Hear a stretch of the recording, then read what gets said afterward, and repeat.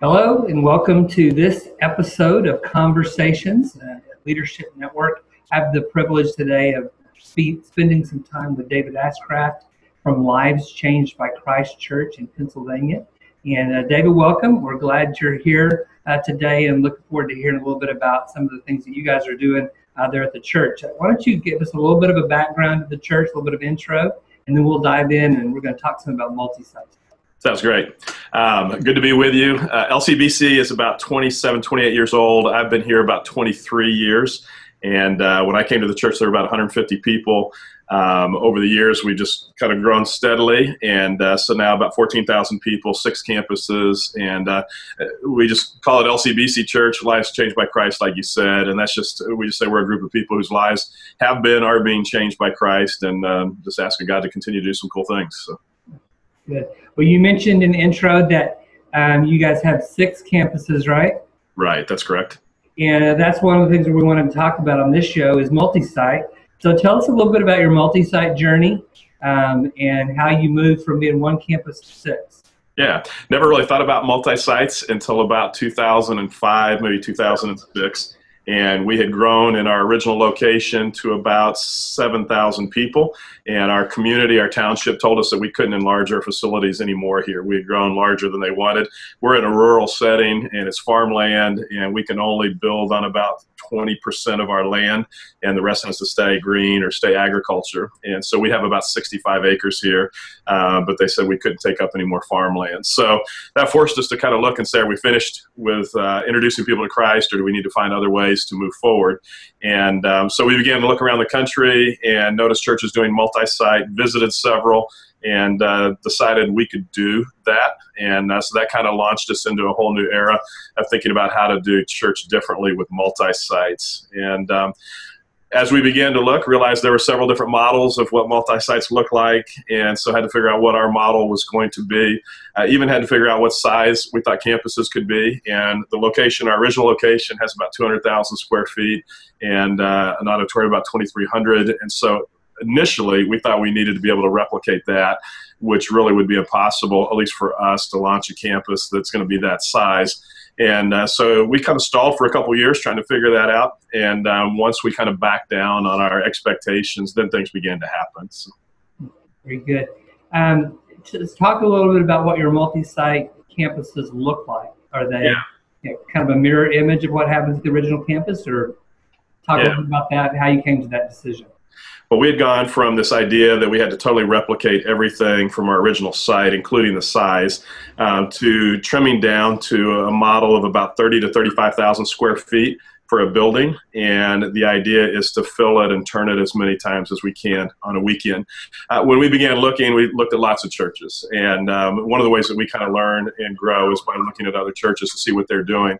So we looked at Seacoast, saw their model. We looked at the other extreme, I would say, which is more the North Point model and how they were doing things, which is part of what caused us to think, oh, let's build another great big building because they have the ability to do that. And we quickly realized we didn't have the ability to do that. Worked with Life Church to begin to look at their model and felt like that was something we could do reasonably when it came to finances and just moving forward. So landed on 30 to 35,000 square feet. The idea is to go out about 20 minutes away from the original site, fill a campus, and then hopefully launch a campus off of that one another 20 minutes away. Some of the learnings that we had, initially we started too far away. We were about 45 minutes away, and we just didn't have the population base to launch campuses that far.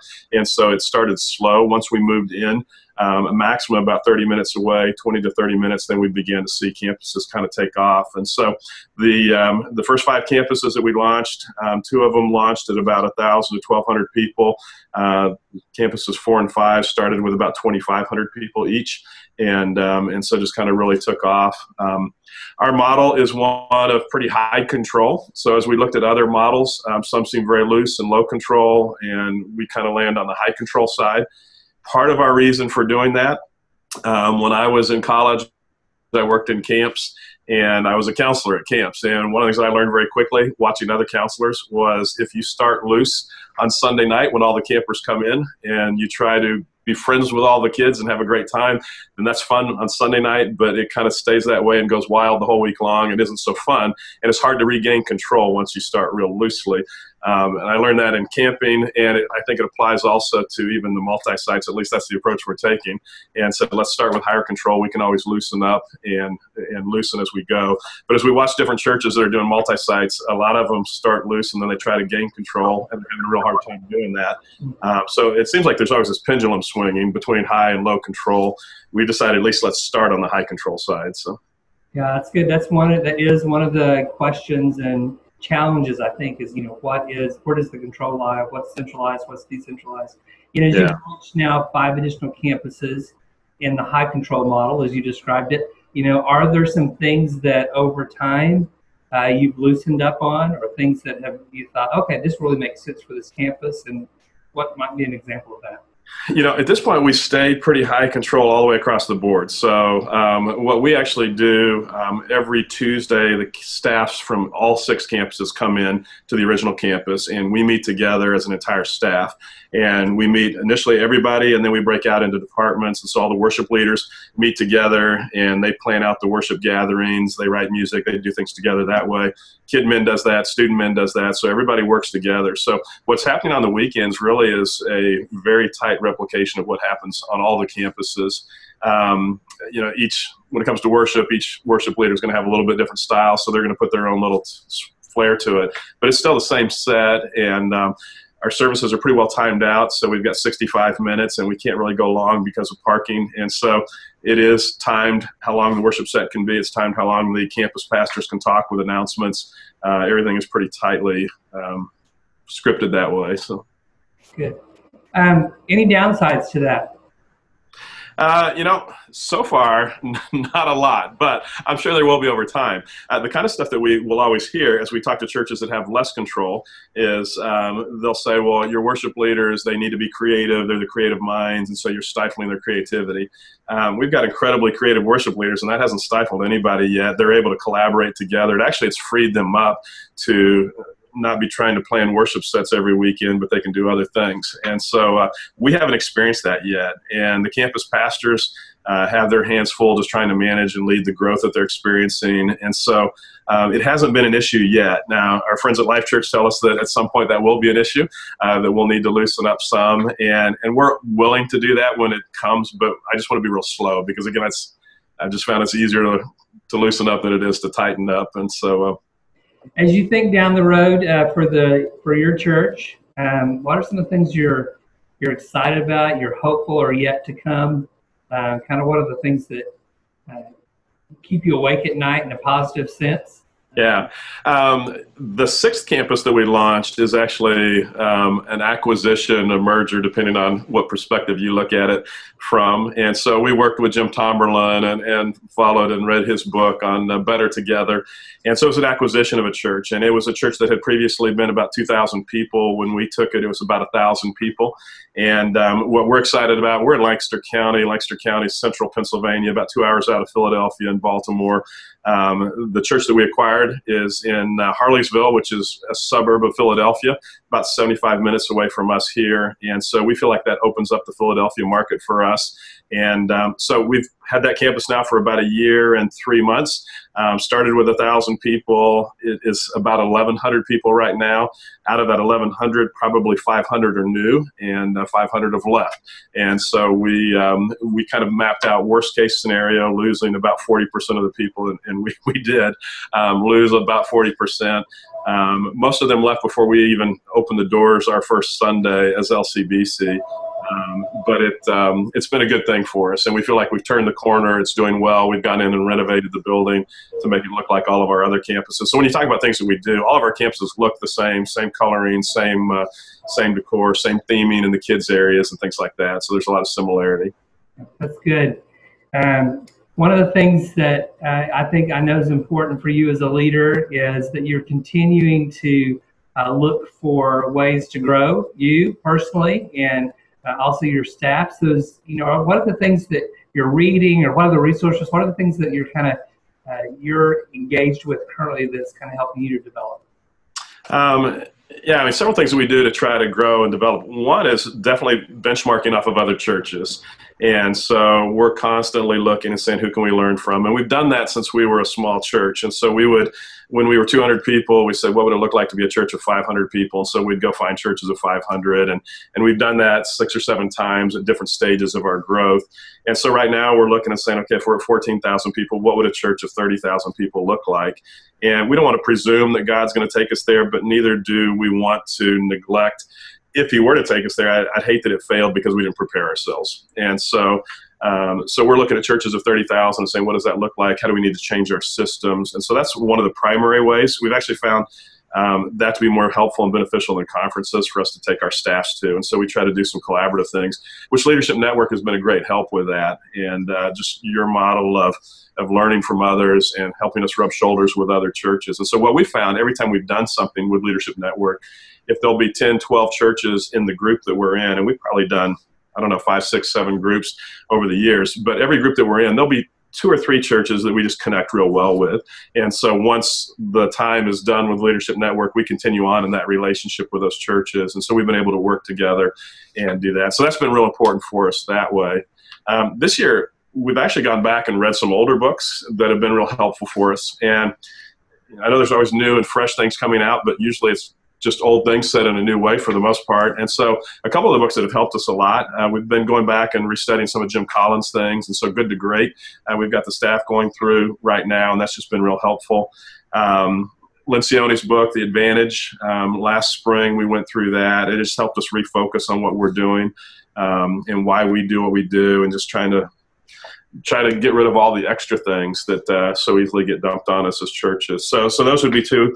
Sticky Teams by Larry Osborne. We went through as a staff as well last fall, and that was just a real good book for us to look at. Just very practical, and Larry's just great at analogies, of ways to say things that just make sense to you. And so it can seem like a simple book, but it's a great book and very helpful for us. And so those would be some things that we've been reading or looking at that have been helpful to us. That's good.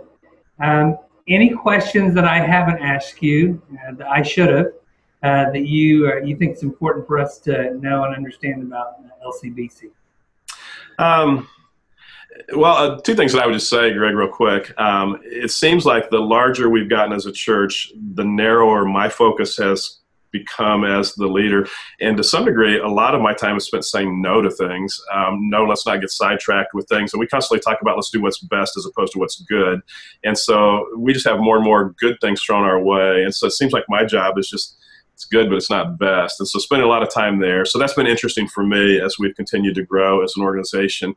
The other thing that I would just say is surprising to me is multi-sites. And I know you guys have done all the different studies, and the sizes of churches that are doing multi-sites. And it seems like, as I've read your material, that it's more the smaller churches, or when I say smaller, churches of 1,000 or less that are actually launching campuses. And what's fascinating to me with that, about a month ago, I was doing a training for some pastors in a rural community a couple hours from here, and all small churches. And as we talked and we had a Q&A time, what they all wanted to know about was multi-sites. And I really thought they would have no interest whatsoever. And even as I was answering the questions, kept saying, we don't need to talk about this. Let's talk about what's relevant to you guys. And these were churches of probably 200 to 800 people, and that's what they wanted to know about was multi-sites. And so it definitely is something that everybody's fascinated with, and trying to figure out if they can do it, if they can do it well. And so those would be some things that are interesting. We're trying to figure out our model right now as we launch campuses. It costs us about $8 million a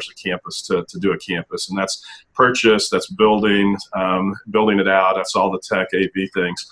We're trying to figure out, can we do it less expensively? Some of it, the land here is expensive, so that drives a little bit of that cost. But we also have gone to fairly high tech and high quality. And so can we trim that back some without losing who we are and our model? So we're trying to figure some of those things out, even what size of markets are the right thing for us. Our break-even point probably financially right now is about 1,000 people on a campus. And so can we have a model that would have less people than that? And so we're just trying to figure some of those things out as we move forward. But we're excited about it and feel like in our region here in central Pennsylvania, we can grow another 2 or 3 campuses. So that gives us about 8 in this region. In the Philadelphia area, where we have our 6th campus, we can see 10 or 15 campuses in that region.